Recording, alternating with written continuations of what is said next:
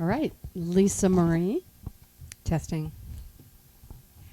My name is Lisa Marie, and I want to commend actually Stand Up for Idaho. Doug Toomer has taken Stand Up for Idaho in less than 2 years, and it will be a household name. I want all of you to know that. And I know that it will be national, without a shadow of a doubt. And thank you for your bravery. Well, our world, our nation, our state is in a dire situation. When we have over 1,000 children, now tipping over 2,000 children missing a day, what do we do about that?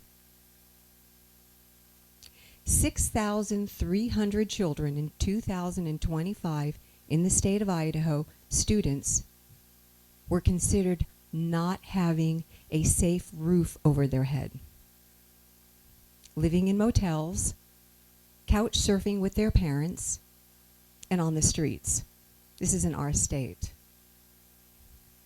I don't know if all of you know, but in 2005, Idaho was picked the entrepreneurial state in the U.S. News and World Report. I want all of you to know that at 13 years old, I talked my mom into moving to Idaho. We came here on vacation. I stepped on the soil, and I just said, I feel safe here. This is where I want to live. So at 13, I was pretty persuasive. My mother and I had one-way tickets from Rhode Island to Idaho. 13 boxes and 2 bicycles in the belly of the plane. I saw my mom struggle every single day, not just financially, but as a single parent. How was she going to protect me from predators? The biggest fear of any parent is their child going missing. In Idaho, we have an average of 30 to 60 children that are missing consistently. And this isn't about missing children. Why are they going missing? And I'd like for you to really think about that. And I do want to say, my mom did a great job with me. I love her with all my heart. Her little girl landed the center of the U.S. News and World Report in 2005. I am a mommy that made a company go global. And it was beautiful people in our state that helped me achieve this. And I am forever indebted to them. But there are also people in this state and in the world and in our country that want to take what is not theirs. And I went from the all-American dream right here in Idaho to the all-American nightmare. And when I needed our highest elected officials who invited me because I was making so much money and I was so influential. If everyone remembers Boise State when they went through their winning streak, you can take your phones and Google up the word Reddrox, R-E-D-D-R-O-X. Your mommy right here made a drink bigger than Gatorade. And that company was supposed to stay in Idaho. But there were certain people that befriended not only me, but an Idaho company. And this happens often. There are a lot of people, not only in our state, but in this country and in the world, that put their whole heart and soul into their companies, because it is the small companies that make this country what it is. And I'm getting down to time, but I want everyone to know that I made this poster in 2020. And all the missing pictures that are on there, this is actually from the Idaho State Police. Where are the pictures of the children? They're not there. And I made a phone call to the Idaho State Police, and we know who their boss is. I am doing a statewide, national, and global urgent action on Michael Vaughn. So if anyone wants to talk to me after, please. We are going to find Michael Vaughn, because in 2018, I ran for governor with Brad. It was myself, Raul, Tommy Alquist, and there was one more candidate, Steve Pankey. Steve Pankey is now sitting in Colorado in jail for the murder of Jolene Matthews. How did Steve Pankey become a gubernatorial candidate when he was the top suspect? We need more background checks on every single candidate. Thank you. And Justin. Good evening. Thank you for putting this together. This is pretty special. A little bit about myself. I'm from Colorado originally. Grew up on a small cattle ranch. Watched the same thing that's happening here happen there. Bunch of in-migration coming in. Housing developments popped up everywhere. Crowds out one farmer. They add more houses. Crowds out another ranch. You get more houses. We're seeing the same thing here, which drove me to throw my hat in the ring to be a governor. We have to figure out a way to stem the tide, at least until our infrastructure and our manufacturing, so we can have jobs for the people moving in, catch up.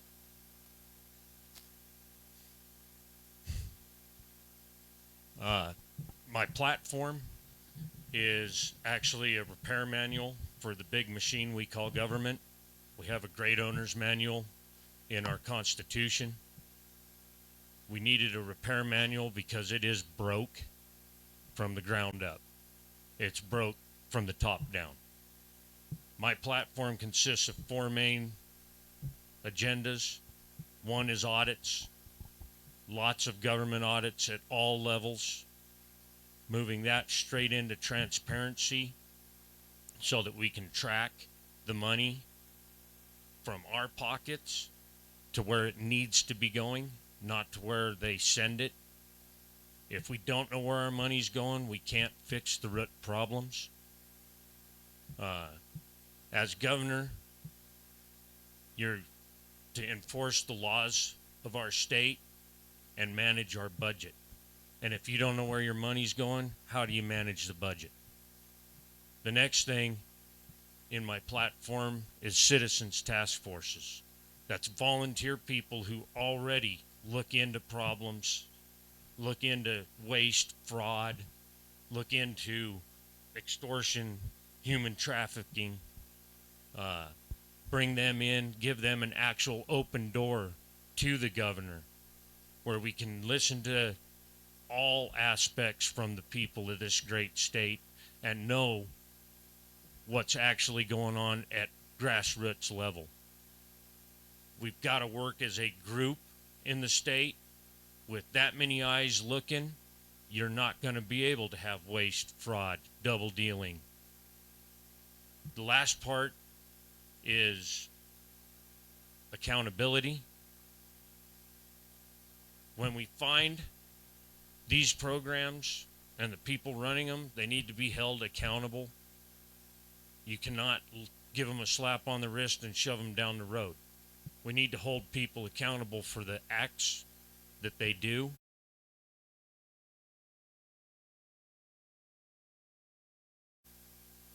So that's the main part of my platform.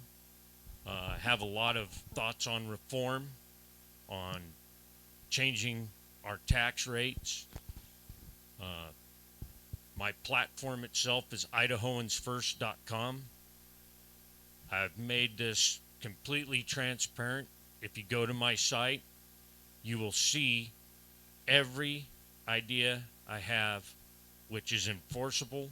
It's able to be put in without new bureaucracy, without more spend, to find the issues that we have and take care of them from top to bottom and bottom to top.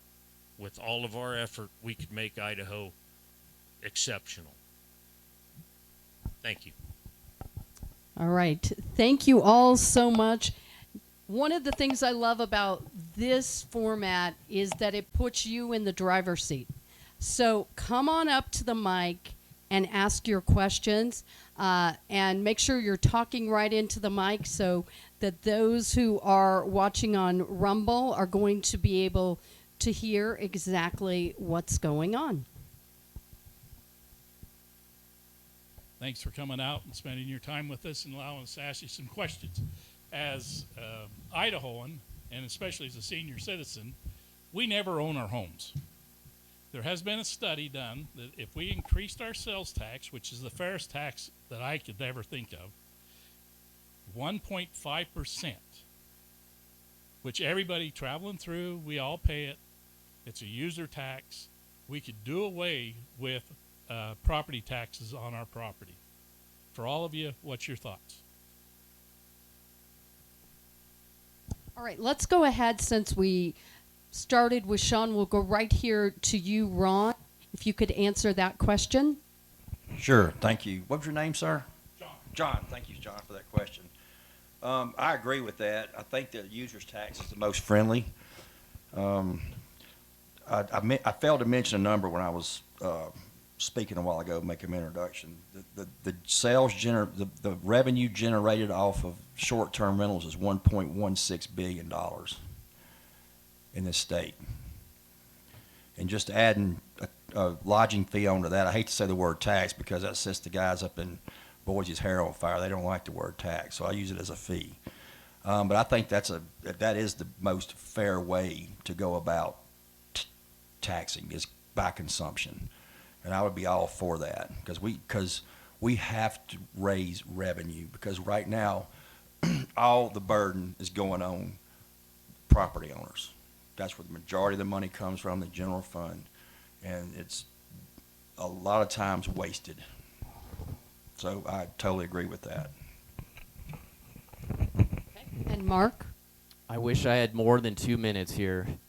Taxation is theft, and taxation is meant to basically enslave us to a wicked government. I think we will. In fact, I am very confident we will eliminate property tax under my governorship, and I want to explain the way we're going to do it. It's going to be by bringing in additional sources of income and cutting down our expenses. I'm going to skip cutting down expenses and talk about additional sources of income. We have been led to believe that we cannot access our resources and use them the way that we should be able to use them. We are sitting on hundreds of billions, if not trillions of dollars of resources, and we've only scratched the surface. I did a little bit of research. We have companies that are in Idaho just on this one precious metal of silver that are mining, and we're only making about $30 million a year off of it. We're making 1%. Alaska, they get up to 10%. These companies, the two biggest companies in Idaho, are owned by companies that are international, out-of-Idaho companies. It's great that they employ Idahoans, but we're talking BlackRock and Vanguard. And then the other big companies owned by Canadians. It's called America's company of some, like, ironically, right? But the thing is, if we take that and we multiply it times 10 and get what Alaska's getting, okay, now that brings us up from 30 million to 300 million. Now, when silver goes up in value, and I'm pretty sure it's going to go up in value to 300 or something, that's another 10. So just in this one example, we're up to $3 billion, okay, just this one precious metal. $3 billion eliminates our property tax right there. All right. And Lisa Marie? I'm the same when it comes to taxes. I actually was a real estate agent for a number of years, and just to be able to see the amount of property tax that people were paying, it was just outrageous. I ended up making it to a place to where I hung out with what we would call extreme elites, which we would call that 1, 2, or 3%. I saw the amount of money, and I saw the evasiveness of this percentage of people that actually are not paying their fair share, and each one of you are suffering for it. I'm just going to give it to you blunt. I mean, I'm talking billions and billions of dollars. They're hiring people just to be able to play their numbers because they feel that they're untouchable. We're talking, this has to stop. And the people that are going to put pressure to make sure this happens is all of you. You want to be sitting in this seat with us because you want to see the fraud in the elections that we have to deal with. We really don't want to have to go through this system. It's garbage. And so the fraud, honestly, that's happening in the election level, what I've seen firsthand, started in 2014, saw collusion, I saw fraud, lies, you name it, and there's more I'll talk about later. But those people are getting elected and they're being put in these positions that change your life, and this is where you're supposed to thrive. and they're cheating. And that is not okay. It really needs to be cleaned. The swamp has to be cleaned. And the elite cannot take all these write-offs that they're taking because you are suffering for it.